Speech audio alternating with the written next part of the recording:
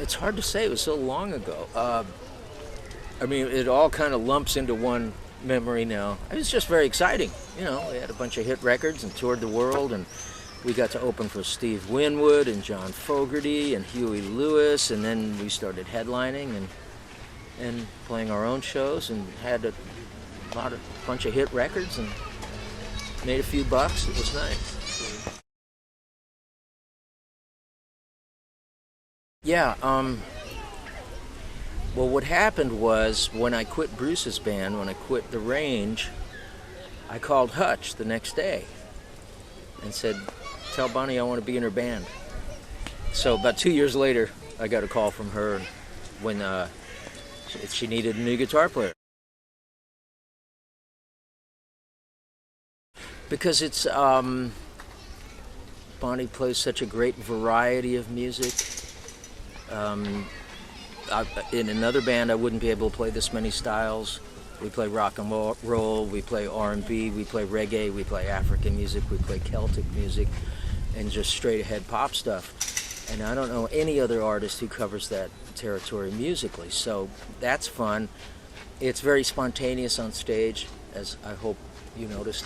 I hope that got across, because we wing it a lot, and she changes up the set list. She'll call songs we're not really prepared to play, and that keeps you on your toes, and it's fun to, you know, we all like to just use our ears and play as opposed to just doing it by rote.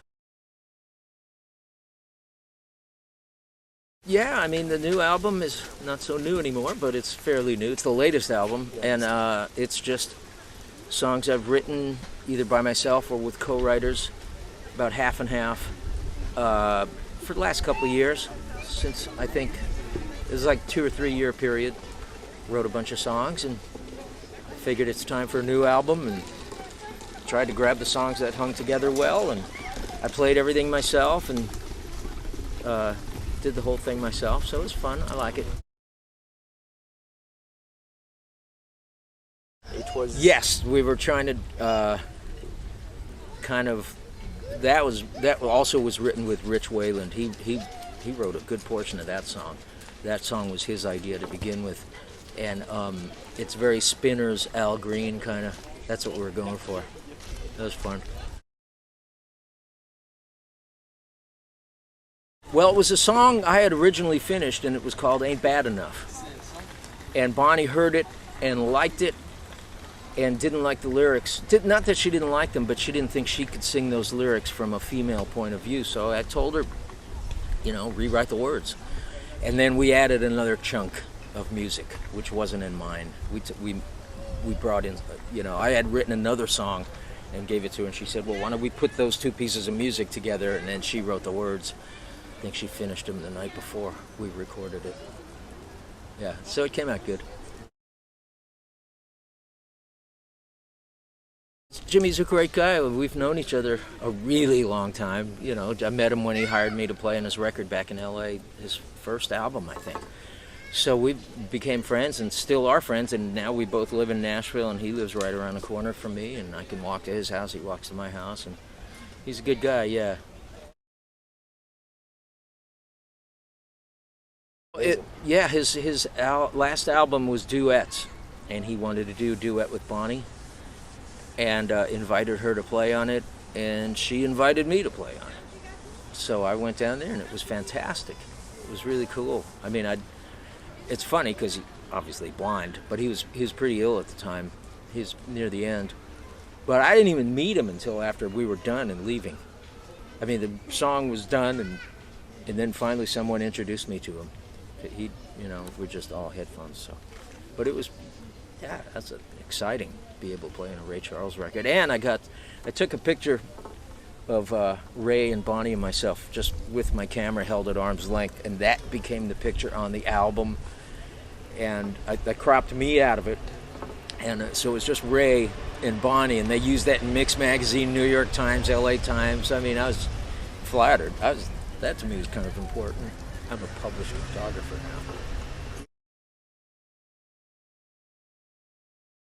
Well, I haven't been in LA now for 22 years, but when I left and moved to Nashville, it was a little fresher because people were actually playing music together in recording studios. You'd play a session and everybody was playing at once. It wasn't just layering one at a time or bringing producers hiring one or two musicians at a time and doing it piecemeal. They actually record a song, and when you get to the end of the song, you kind of know what it's going to sound like.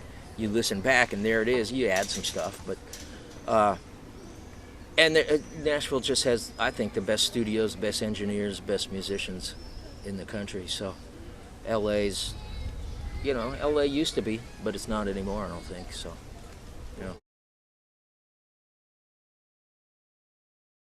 I enjoy Twitter. I just think it's a lot of fun, and to be able to get right to the point, because you only have 140 characters. So to enable it, it forces you to make your point very briefly and succinctly, and I think it's neat to have this one-on-one with. For instance, I try and tweet every day where we're playing, and say something about the previous gig. And I get more followers like that, and you get instant response from people I've never met, and I get to know some people. You keep the dialogue going back and forth. I think it's terrific. Facebook's a little different. I actually like Twitter better. I like Facebook, but I don't go on there every day. But Twitter, I try and do something for every gig.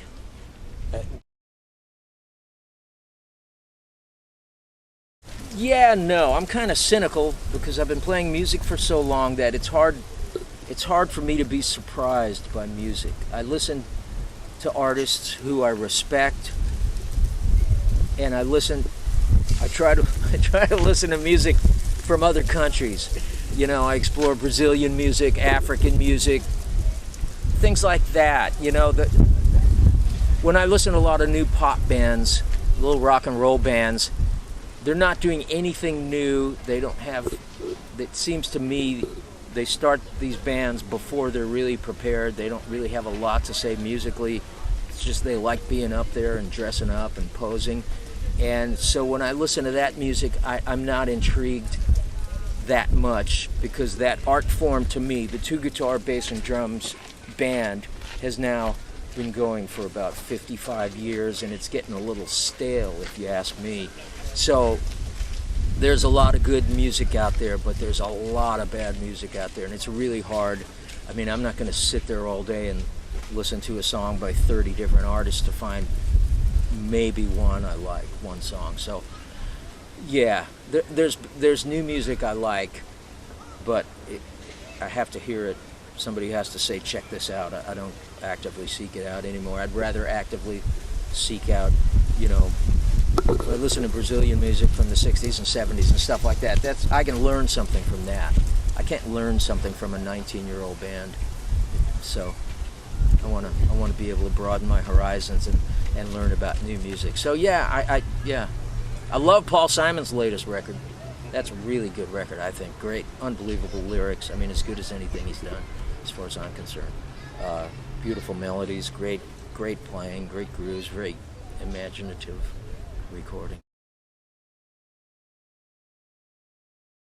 I'm really glad we're here. I'm glad we're back, and I hope we don't take 7 years ago again, or 6, whatever it was, because I love it here. I mean, I just really like being here. And what's great about coming to Europe, or any other country for that matter, is we get to look back at America and see how the rest of the world looks at us, and it's not always flattering, but I really enjoy being